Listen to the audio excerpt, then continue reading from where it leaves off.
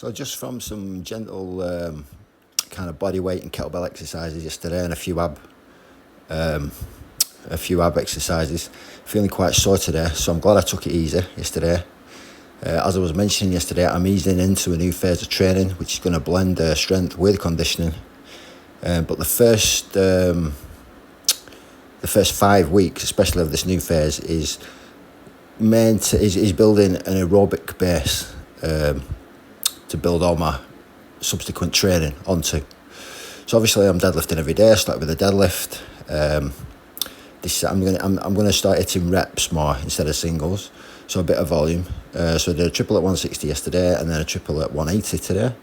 Felt quite good, but I left it there because then I was moving on to my first conditioning workout of this new phase. So the idea around this is to do 3 endurance sessions a week, and they're supposed to be steady. So you want to be keeping that heart rate in like the zone 2. The zone 2 kind of, where am I looking for? Zone 2. It's basically a zone 2 cardio. You don't want to be pushing it too hard. You want to be, because I don't have a heart rate monitor, the way I gauge it is, can I hold a conversation? Can I say like 15 words without struggling and gasping? That kind of steady cardio where your heart and lungs are working, but you're not taxing yourself too much. I've heard Peter Attia talk about this, where you want to be looking at the kind of level where if you were exercising and someone rang you on the phone, you could hold a conversation, but they know you were exercising, kind of thing, but you would still be able to hold a conversation.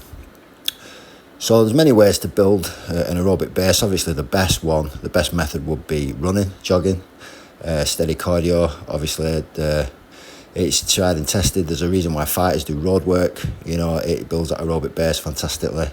But I hate running, and with the amount of walking I do, 20,000 steps a day, running on top of that as well, I've got a dodgy Achilles tendon. It's going to be too much on my legs because I still want to squat and stuff like that.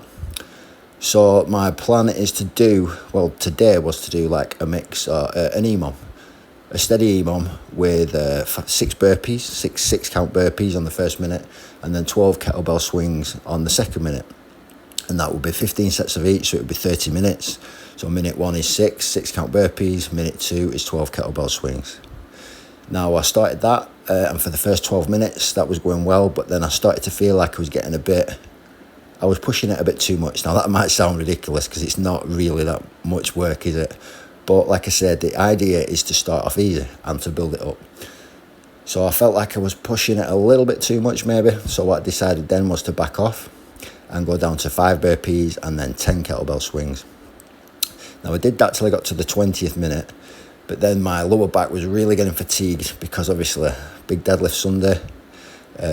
I did a pendulum squat drop sets at the gym on Sunday, which I didn't put on my video, so that took a lot of my lower back. Deadlifting yesterday, triple at 180 today, and then with the kettlebell swings, because I've not done them for a while, my lower back was starting to fatigue, so I thought I'll just finish off with the burpees. So for the last 10 minutes I just did 5 burpees, and do you know what, the last few minutes my heart rate was up there, I was breathing heavy, I was sweating, I had to lie down at the end. I think it might have been, and again this sounds silly, that might have been maybe a touch too difficult for my first session. But anyway, it was very enjoyable. I feel good now after that. And I'm going to build this up, progress it by 5-10 minutes each week. I remember reading a Reddit post about a guy who did 6 count burpees on the minute, every minute, for 90 minutes. And his heart rate was perfectly in that zone 2 zone. So it can work, it can be done. There are ways to do it without running. Obviously as well, I'm going to get my punch bag back up. Bag work is a great tool for any form of cardio because it's so versatile.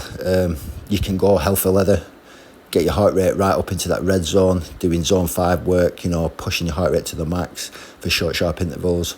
Or you can coast, you know, jabbing, hitting it with gentle shots, moving around the bag, staying on your toes, and doing longer duration work.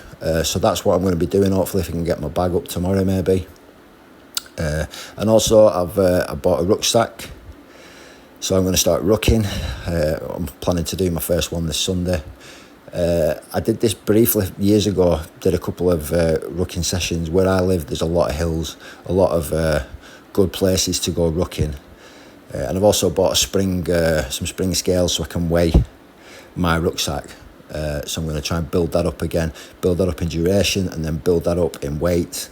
Rucking, fantastic form of exercise. Weighted walking.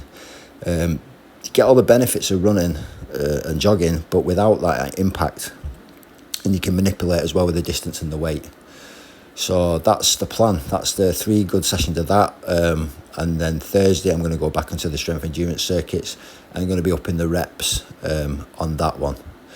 But hopefully, what I might do is lower the weight on the deadlifts when I'm doing the swings, so my lower back's not fatigued, or maybe do sumo deadlifts on days I'm doing swings, because obviously the sumo is much more in the legs, much more upright. And push this for 5 weeks, see where it goes. I had good success with these over the Christmas period. Lots of burpees, lots of circuits. But this time I want to do it proper, because I think I jumped into it too much. I want to keep it steady for the 5 week. I want to stick to these principles. Obviously it's been written by a very smart guy. It works for a lot of really seriously fit guys, a lot of military men, special forces, people like that, which obviously I'm nowhere near that level of fitness, but it's the principles that matter. So yeah, building an aerobic base without running, it can be done. That's what I'm going to do. And once I've got that aerobic base done, we can get into some more high intensity stuff, some short, fast kind of anaerobic work, and we'll progress it from there.